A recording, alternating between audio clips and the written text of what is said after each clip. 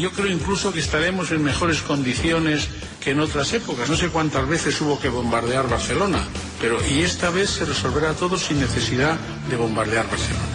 Ese es el problema de España en relación con este tema desde hace siglos.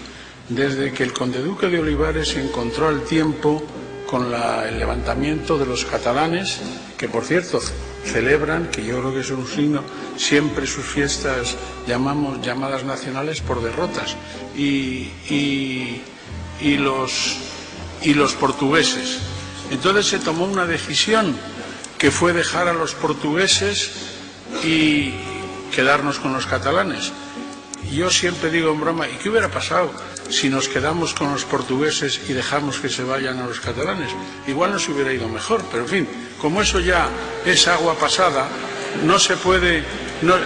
hubiera habido un problema gordísimo, que no hubiera podido haber los partidos de fútbol Madrid-Barcelona, que eso, claro, es siempre muy importante.